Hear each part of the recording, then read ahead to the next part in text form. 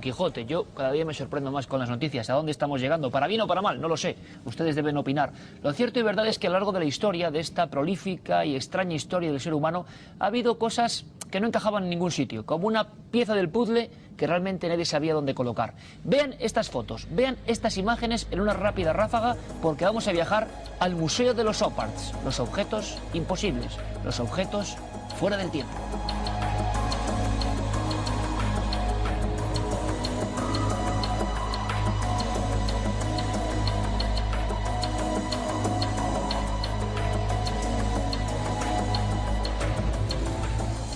Opparts, objetos fuera del tiempo. Esta noche hemos traído a Cuarto Milenio 6 ejemplos que de alguna forma siguen siendo un desafío para la ciencia y el conocimiento actual. Ejemplos tan gráficos y tan antiguos como la misteriosa pila de Bagdad, que al parecer hace miles de años ya alumbraba ciertas conciencias y ciertas formas de arte primitivo. ¿Qué hablar de los objetos de auténtico aeromodelismo que en Egipto o en Colombia surcaban algunos cielos, objetos de oro macizo o de maderas perfectamente talladas?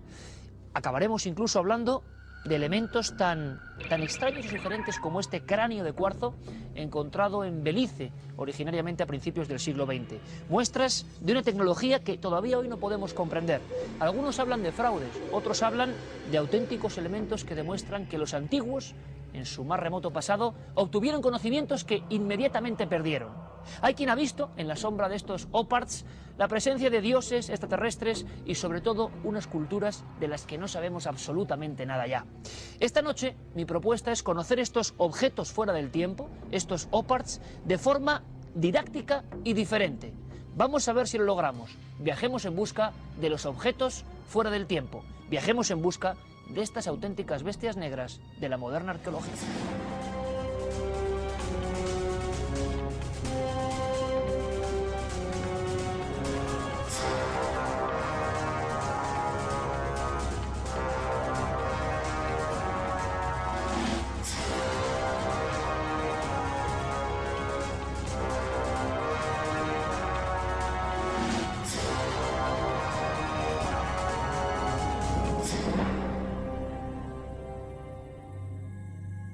Opparts, así definen algunos especialistas a estos objetos anacrónicos, objetos fuera del tiempo, objetos que no encajan, objetos que han hecho correr muchísimas teorías, algunas fantásticas y otras quizás reales. Y aquí estamos un grupo de amigos que además les van a ilustrar tocando esos objetos, o las réplicas, por supuesto, de esas piezas, que más quebraderos de cabeza dieron a los científicos e investigadores. Por ejemplo, Santi, buenas noches. Buenas noches, Iker. Tienes ahí, un objeto rarísimo, extraño, una pieza misteriosa, que es conocida como la pila de Bagdad.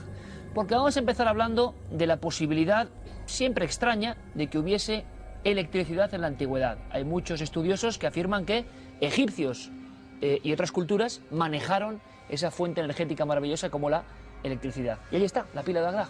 Aquí está la llamada pila de Bagdad y que, durante muchos años estuvo en un museo de esa capital con una etiqueta que ponía elemento de culto. Decían una vasija con dos cosas que no se sabía muy bien qué eran, hasta que en 1938 pasa por allí Wilhelm Koenig, que es un ingeniero un ingeniero eléctrico que tiene conocimientos de electricidad y está allí trabajando en las obras públicas, y de repente se encuentra con esto en el museo, visita aquello y dice, no, esto de objeto del culto, de vasija votiva, en absoluto nada, esto es una pila eléctrica. ¿Pila eléctrica? Esto es una pila eléctrica, dice. Y lógicamente dejan muy sorprendidos a los expertos, pero él lo explica, él dice, esto es un vaso que puede contener un electrolito, le hace desde zumo de uva hasta vinagre, en aquella época nada especialmente sofisticado, cualquier cosa que fuese un ácido, en el cual iba un cilindro de cobre insertado dentro, que iría sumergido en este electrolito, y con una varilla de hierro, que además tenía todo el aspecto, lo vemos aquí en la reproducción, de estar corroída, de haber sido sometida durante largo tiempo a la acción de ácidos. O sea, que se había experimentado con ella ya. Efectivamente. Estos tres elementos juntos, con un aislante que podía ser alquitrán o cualquier tipo de asfalto, unidos a unos cables, daban electricidad. Y de hecho se han hecho experimentos Pues para no utilizar elementos demasiado modernos, se ha utilizado lo que decíamos antes, zumo de uva, y efectivamente se ha detectado que este tipo de baterías absolutamente primitivas pues pueden generar voltajes apreciables de hasta 1 voltio, incluso algo más, que puestos en serie pues se puede multiplicar y ser voltajes utilizables para cosas. ¿Para qué cosas? Pues por ejemplo para dorar o para platear objetos por galvanoplastia.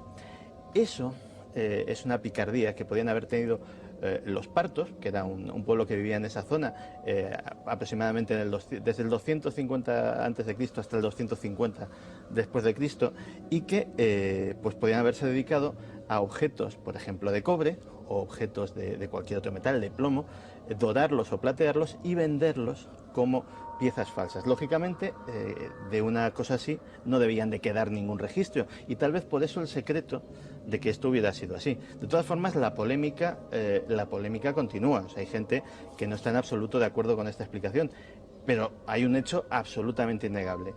Esta vasija de Bagdad, esta pila de Bagdad, que desgraciadamente ya no existe. Ya no existe. Porque en los saqueos que tuvieron lugar después del desenlace de la guerra de Irak, pues como tantas otras piezas arqueológicas valiosísimas, ha desaparecido y hasta el día de hoy no se ha vuelto a saber nada de ella. Pues el hecho innegable, como decíamos, es que este artefacto, sea lo que fuere, es capaz de producir electricidad. Y eso sí que es a prueba de escépticos. Se demostró con una copia fidedigna, como la que aquí tenemos, con los mismos elementos, luz en la antigüedad. Muchísimos investigadores, algunos clásicos.